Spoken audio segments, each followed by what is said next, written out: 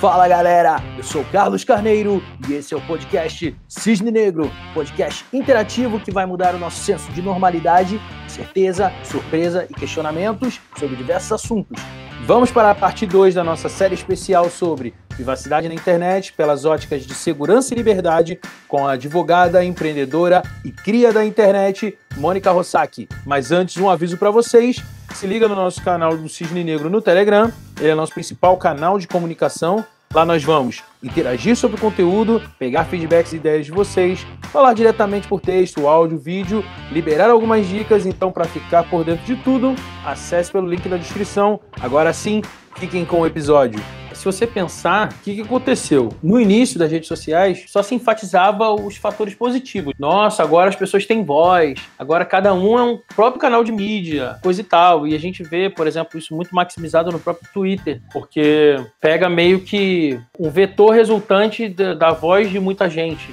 Clusters, né? Vamos dizer assim. Tem lá o Trend Topics e hashtag que a galera levanta e coisa e tal. Então, isso meio que faz você entender a sociedade meio que em clusters ali. No início foi muito enfatizado isso, né? Olha só que legal, agora as pessoas falam, elas podem falar o que elas quiserem, sendo um exemplo de liberdade. Mas quando a gente considera esse tipo de coisa, como cultura do cancelamento e até mesmo ter contas não só hackeadas, mas às vezes a conta bloqueada mesmo por falar coisas que, teoricamente, a própria plataforma não quer que você diga, então isso é meio que um outro lado que já existia lá atrás, mas ninguém deu muita bola. O que você acha disso? Assim, pô, a rede social trouxe fatores positivos, trouxe esses. São fatores negativos, dá pra ser trabalhado? Você tá mais pessimista, mais distópica mesmo em relação a isso? Acha que é disso aí ladeira abaixo, Black Mirror mesmo? Enfim, eu gosto de pensar em um futuro onde isso vai ser regulamentado e as pessoas tenham direitos iguais ao acesso à internet, a se manifestar na internet, mas na verdade a gente está falando de empresas privadas e a quem elas respondem. Eu tenho muito receio, sim, acho que isso antigamente não era feito, talvez por desenvolvimento tecnológico você pode falar melhor sobre isso. Hoje em dia isso acontece e eu tenho a sensação de que existem clusters onde se falam, onde se questionam algumas coisas e outros assim, que é o geral, o aberto, o mainstream, é que o algoritmo tem ali algum poder quando vê um termo específico. Eu fiz uma postagem e citei Covid nos meus stories, por exemplo, o Instagram automaticamente identificou isso e colocou uma nota ali. Eu não sei se eu tenho muita esperança. Eu gosto de pensar que isso vai ser no futuro, regulamentado, que as pessoas vão se atentar, que os governos vão... Mas você acha que a regulamentação por si resolve? Porque assim, esse caso é tão complexo, tanto esse do Trump, quanto esse de cultura de cancelamento, das big techs e tal, ele é tão complexo que a gente não consegue separar público e privado, pelo menos na minha visão, tá? Principalmente nos Estados Unidos, onde o modelo deles, ok, não vou também entrar no juízo de valor se é certo ou errado, mas a realidade é assim. Lá, eles consideram que é ok que uma empresa tenha sua defesa diante do Estado lá, que ela, por exemplo, eleja um congressista lá para defender os interesses dela, que é legítimo. Aqui no Brasil isso não pode, pelo menos não abertamente, né? O famoso lobby. Lá não, lá é assim mesmo, a regra do jogo é essa e tá tudo bem. Então, assim, essa força toda de chegar a bloquear um presidente dos Estados Unidos, mas ao mesmo tempo não bloquear outras pessoas da política que falam numa linha ideológica que as pessoas que são donas da plataforma concordam, entendeu? Há um viés político dentro do privado e há um viés privado dentro da política, entendeu? Existe uma intersecção ali, conexões que às vezes para a pessoa comum é invisível, mas que acontece. Então, assim, é só você ver, por exemplo, teve a posse do novo presidente lá, Joe Biden, tem lá artistas, empresários, várias pessoas que apoiam ele. Quando foi o Trump, também teve. E se tiver outras pessoas, também terão. Então, assim, é meio que... Lá isso é mais claro do que aqui no Brasil. Aqui no Brasil também existe, mas lá é mais evidente isso. A esfera pública e privada, elas estão entranhadas. A gente viu isso também no caso lá onde o Mark Zuckerberg, ele foi chamado para depor lá no Congresso, no caso que teve lá antes, para responder a uma pergunta que é muito importante e que isso é mundial. Aí é da internet como um todo. Você provavelmente tem clareza sobre isso, até emendando também para saber o que você pensa. Sobre essa questão de como a plataforma se posiciona, porque existe essa discussão jurídica, e isso já aconteceu aqui no Brasil, de quererem tirar do ar o YouTube, querer tirar do ar uma plataforma inteira por causa de algo, de uma ordem judicial sobre tirar alguma coisa do ar lá e que a plataforma se negou e coisa e tal. Se a plataforma ela é um veículo neutro e as pessoas podem falar livremente, então se as pessoas podem falar e a plataforma se exime, se ela diz assim, ó, cada coisa que as pessoas falam aqui é da opinião delas, certo? Um Twitter, um Facebook, qualquer rede social, tá? Se ela fala assim, ó, as pessoas estão falando ali por elas mesmas, não é necessariamente a opinião aqui minha da plataforma, cada um sabe de si. E se a pessoa infringir alguma coisa, uma lei, alguma coisa ali, ela vai sofrer a sanção ali que determina na legislação de cada lugar. Mas quando ela começa a falar assim, você não pode, ela tá assumindo que ela tem que editar o que as pessoas falam, então ela não deveria ser responsabilizada por tudo que todo mundo posta, então? Foi isso que os congressistas lá dos Estados Unidos questionaram o Zuckerberg sobre isso. E isso poderia ser questionado no Twitter e qualquer outra rede. Assim, e aí, cara? Se você agora tá dizendo que o cara não pode falar tal coisa, então se você é o editor aí da plataforma, se você edita, então o que passou na sua edição é o que você concorda, certo? Então eu não vi ninguém responder a isso adequadamente, eles falam que não, mas eles vão lá e editam quando convém. O que você acha disso? Eu acho que a gente vai ser cancelado depois que esse episódio sair. Essa questão é extremamente complexa, eu concordo com você. Assim, na verdade, essa questão pra mim, e é muito difícil, tem a ver com o que a gente estava falando do desenvolvimento do raciocínio e de personalidade, que as pessoas só têm a capacidade de se desenvolver e raciocinar, enfim, de desenvolver sua individualidade, sua capacidade de pensar de forma crítica na esfera privada, quando a gente não tem intromissão do mundo exterior. Eu concordo com você, eu não tenho muito o que falar, assim. É meio que público e privado ao mesmo tempo, entendeu? Eu quis botar esse ponto para dizer para você que você falou antes que era, sou empresa privada, responde a quem? Responde ao governo mesmo, mas o governo às vezes tem interesse no que eles fazem também, é meio que misturado, então é público e privado ao mesmo tempo o negócio. Não consigo ver essa discussão sobre esse âmbito, dessa divisão de público e privado. Mas eu acho que são interesses, são com o Luiz que são feitos e que determinar que uma plataforma pode censurar ou permitir que a plataforma possa censurar, e aí a gente está falando de um movimento, de uma prática nas redes sociais hoje que as pessoas são movidas à paixão, elas não desenvolvem um raciocínio crítico sobre o que elas leem.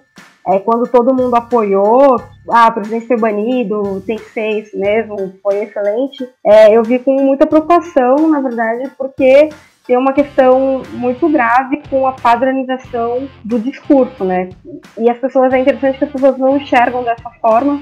Elas só enxergam, por exemplo, quando antigamente o jornal só falava bem do governo. Aí as pessoas, elas veem com mais facilidade do que nas redes sociais, então elas acham normal. Então elas não conseguem entender todas as implicações. E aí, pra gente falar de distopia de novo, porque eu gosto, é muito similar ao que o George Orwell falava no 1984.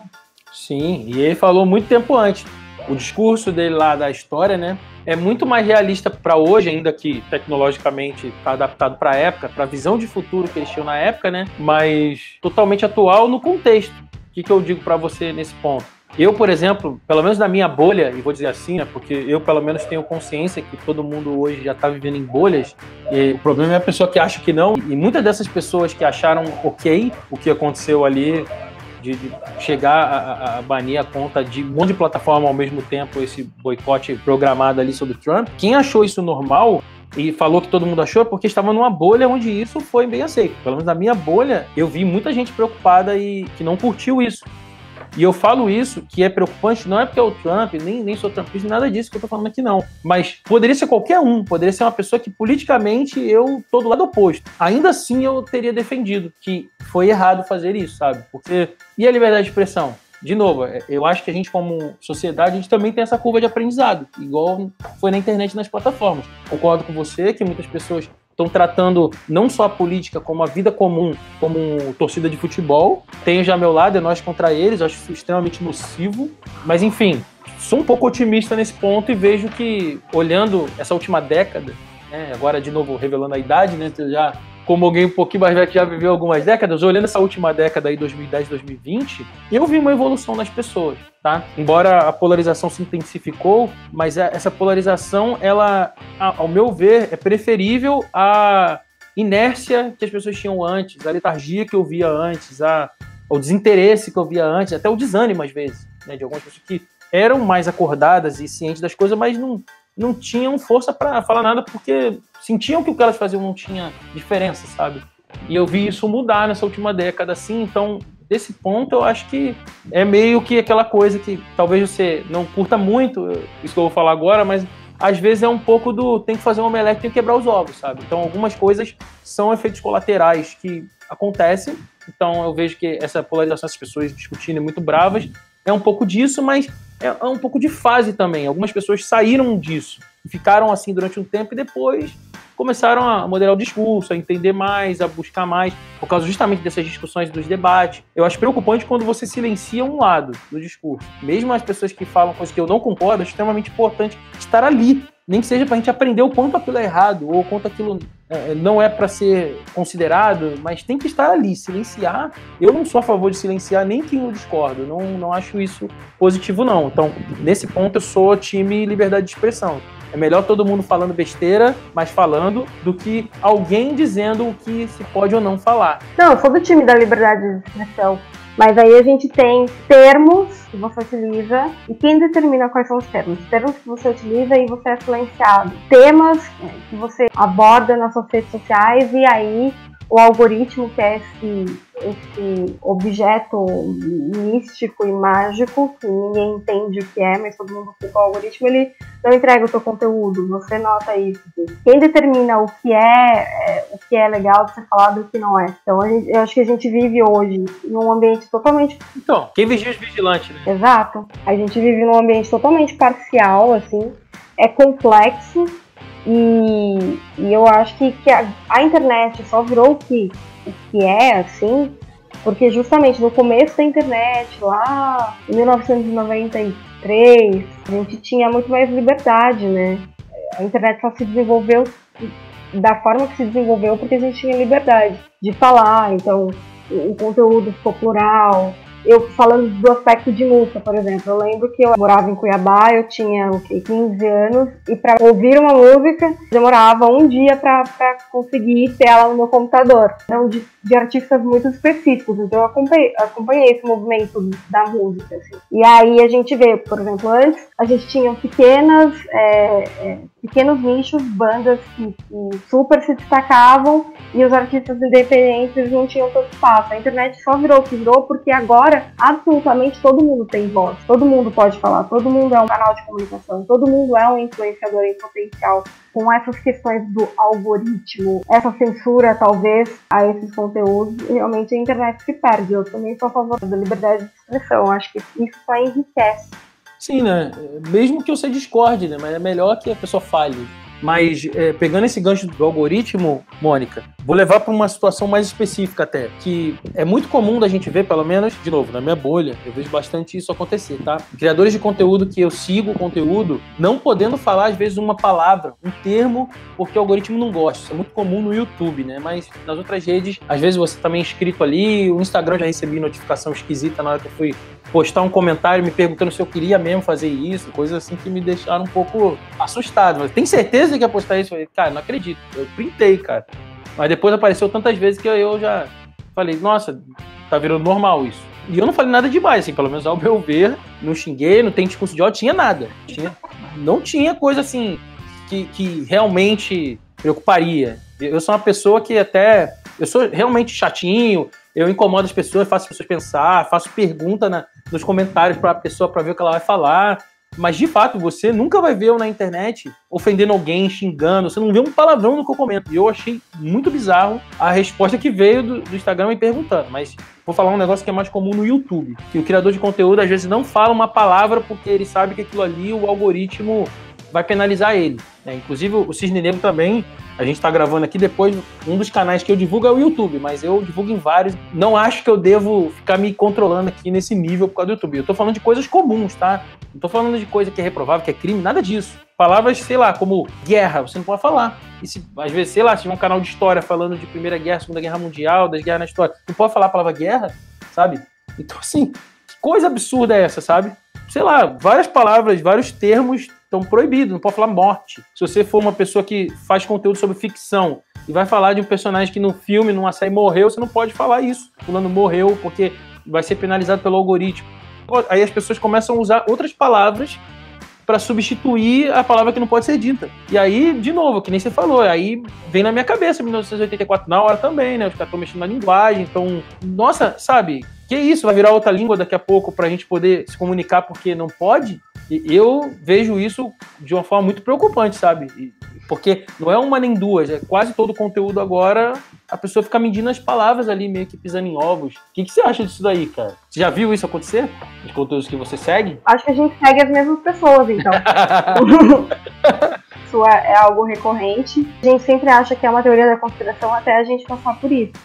Mas um exemplo muito simples é que com esse discurso de repente, proteger as pessoas das fake news, agora, sempre que você fala Covid, não importa o que você fale, você tem ali um Instagram lê, se é foto, se é um print de um texto, o Instagram lê, e aí censura não, mas ele coloca aquele link, o Ministério da Saúde adverte que, enfim, aí as informações do Covid e tal. Isso acontece, isso me preocupa. Eu acho que isso tem um viés bastante político. Para as plataformas fazerem isso, essa minúcia em analisar o discurso das pessoas nas redes sociais é sempre utilizado com essa roupagem de estamos pensando na sua segurança, nós sabemos o que é melhor para você, etc. Tem sempre um apelo emocional no discurso, e aí as pessoas não avaliam racionalmente o que está sendo feito ali.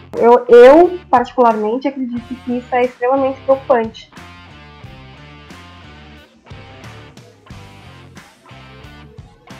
Eu tenho uma observação com relação à transparência, porque, por exemplo, eu tenho um servidor no Discord que ele tem um determinado fim. Nas regras do servidor, eu coloco que é proibido fazer apologia a nazismo, a fascismo, comunismo, a socialismo, a ideologia de gênero. Eu faço questão de colocar isso, né, para a pessoa chegar lá e falar assim, gente, olha só, eu gosto do Stalin. Pronto, vai ser quicado do servidor. Eu enxergo isso não como uma censura, mas sim como uma transparência, entende? Você está no meu servidor e você vai ter que obedecer às minhas regras, porque o servidor é meu e ele tem regras privadas.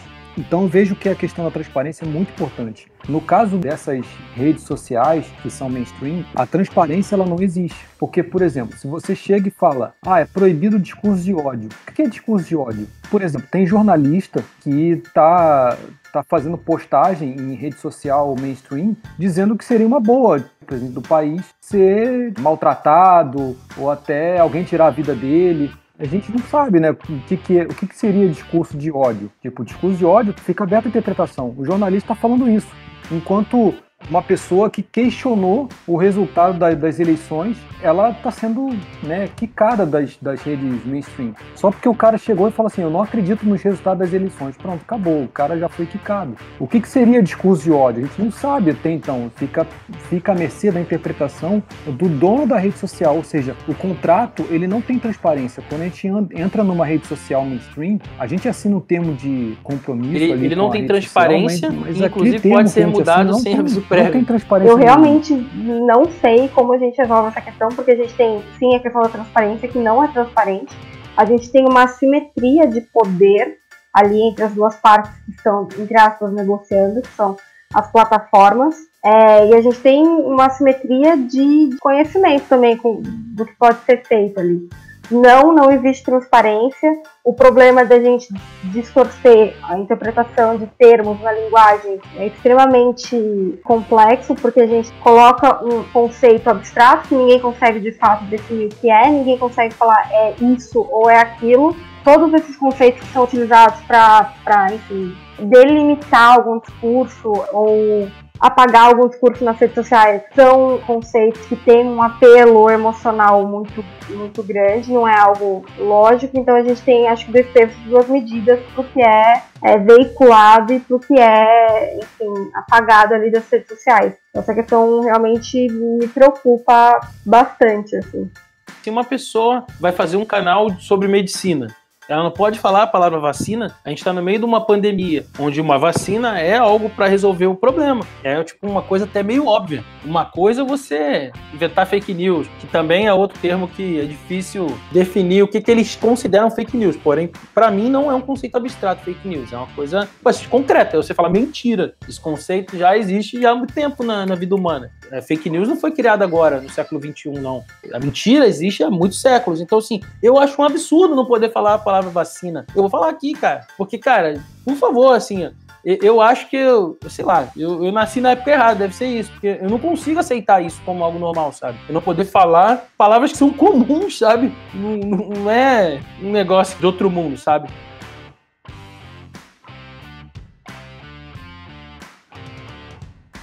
Corroborar com a questão lá que a Mônica estava falando sobre o bilhetinho, né, que aparece quando você coloca determinada palavra. A gente perdeu um colega de trabalho e aí todo mundo perguntou, foi Covid, pá, e aparecia aquele quadradinho lá do Ministério da Saúde. Quer dizer, você não pode perguntar se lá na rede se o camarada morreu de uma complicação por conta daquela palavra, né? Quer dizer, não pode falar Covid. Como assim? A palavra da moda? Vacina, Covid? Entendeu? São palavras que estão aí. Virou comum no cotidiano. E também eu tenho visto aquele quadradinho lá aparecer do Ministério da Saúde e tal. Quer dizer, que dificuldade. E acompanhando alguns canais do YouTube, eu tenho percebido essa questão, né? Já virou nova língua mesmo, sabe? As pessoas já vão falando e já vão colocando já os esqueminhas lá, picadinha de abelha, remédio do Dória, remédio do Bolsonaro, remédio não sei de quem, sabe? Quer dizer, colocando essas questões que quanto mais você fica tranquilo em deixar aberto toda a tua ideia, você é completamente privado de falar. Quer dizer, abertura, cadê? Não existe. E a privacidade também não. Se você não tem condição de falar daquela sua ideia, e principalmente fazer comentários de coisas de atualidade, sob risco de você ser cancelado, sabe? Então, assim, tô só corroborando mesmo, né, que eu sempre faço pergunta, mas hoje tô concordando e ratificando aqui essa questão que a Mônica colocou, e o Carlinho também fez um adendo bom, e o Luiz também acaba falando essa coisa da picadinha de abelha, né, quer dizer, tô deixando bem claro que a gente está numa sociedade de travar, né, ideias de cancelamento, sim, e de que você não tem condição de dizer nem o que está na moda, nem o que está em voga, porque você vai correr o risco. Vai ter até lei, né, sobre isso aí, né? Tem partido pedindo para você não falar sobre determinado assunto e ponto final. Como assim, né? Você pode falar no offline, mas no online não. Esse é um conceito também que eu acho muito errado das legislações sobre a internet, que querem o ambiente da internet, o ambiente virtual mega ultra seguro, mas no offline tá valendo tudo, sabe? A ponto de você ter uma pena maior num crime virtual do que num crime real. Às vezes fazendo algo fisicamente contra alguém, né? E isso é meio que essa situação também. Porque se você falar no offline um com o outro ali, você não vai falar tudo que você quiser, sabe? Não é crime, né? Não vivemos numa lei napoleônica, onde tudo que não é permitido é proibido. Então, caramba, calma aí. Vamos com calma, né? Eu acho que essa é uma das discussões muito pertinentes do momento. Eu acho um absurdo aceitar isso, sabe? Eu prefiro sair da plataforma do que ter que ficar falando picadinha de abelha, do que ter que ficar falando outras palavras para substituir, do que virar novilíngua. Porque, caramba, cara, onde a gente vai parar com isso, sabe? Quanto isso empobrece a comunicação, o conhecimento, não tô nem falando por motivo político não, cara. Tô falando que o efeito colateral desse negócio é perverso demais, é pernicioso demais. No que diz respeito à educação, eu como alguém que transmito conhecimento, que preciso me expressar para passar o que eu aprendo, caramba, se eu não puder falar livremente, né, palavras que são... Quando você fala, eu prefiro sair da plataforma, eu questiono bastante se isso é de fato uma escolha para todo mundo. Concordo. Não deveria ser dessa forma. Falei num âmbito muito pessoal, que eu particularmente não aceito. Eu trato isso como se, tipo assim, se eu estivesse na casa dos outros, entendeu? Eu tô na sua casa, então, ainda que eu tenha alguma divergência com você muito grande na sua casa, eu não vou te desrespeitar, entende? Então, eu saio da sua casa pra, tipo... Aí, se a gente discutir na rua, vai ser diferente do que eu discutiria dentro da sua casa. Meio que assim, entendeu? Então, se a plataforma diz que eu não posso falar, então eu vou falar em outro lugar, entendeu? Nesse ponto, mas concordo que não deveria ser dessa forma, não é uma escolha para todos, e eu acho que o criador de conteúdo hoje, ele tem que acordar para isso. Que ele construindo numa rede social que limita o que ele fala, ele está construindo uma empresa, um negócio, um business, uma marca, num terreno alugado. É igual um aluguel de uma casa para você morar ali, mas é um aluguel que essa lei aí de inquilinato para você ali tá meio que virando um feudalismo, por assim dizer. Vou aproveitar, vou emendar numa outra coisa que tem a ver. Porque, por exemplo, você acha que a gente está dependente demais das plataformas? Porque quando eu falei aqui, não, eu prefiro sair e tal, né? Falei aqui tudo.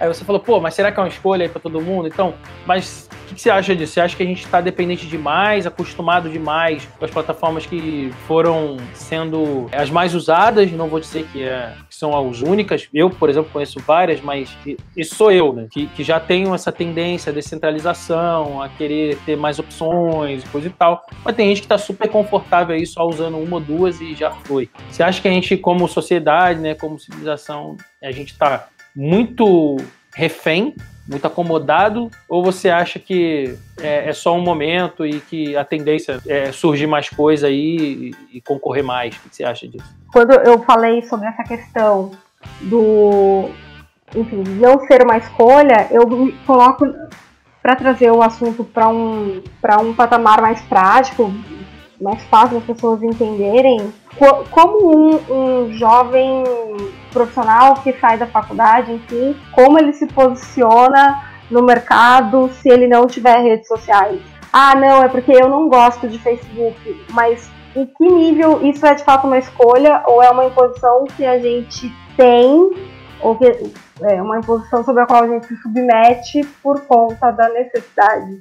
Tanto de ter quanto de não ter. Isso, exatamente.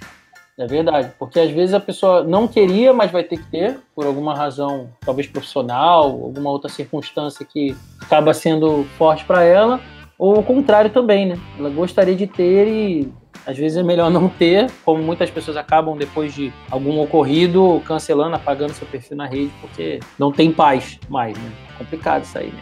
Mas e falando assim, nem somente em relação a redes sociais, sabe?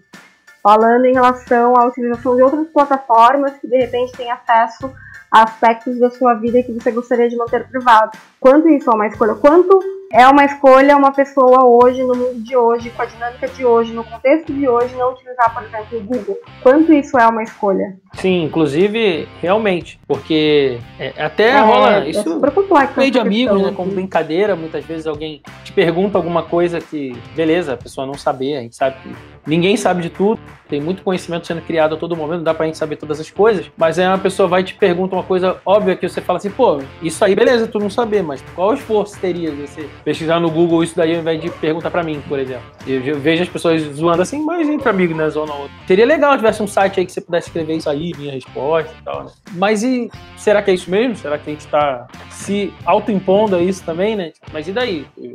Só porque existe, a pessoa não tem a escolha de não usar, por exemplo. Claro que ela tem um trade-off aí. Você não usar e você usar também. Eu, por exemplo, vou dar um testemunho aqui. Eu não tenho Facebook, nunca tive, tá? Por opção, por escolha mesmo. Quer dizer, será que é, né? De novo.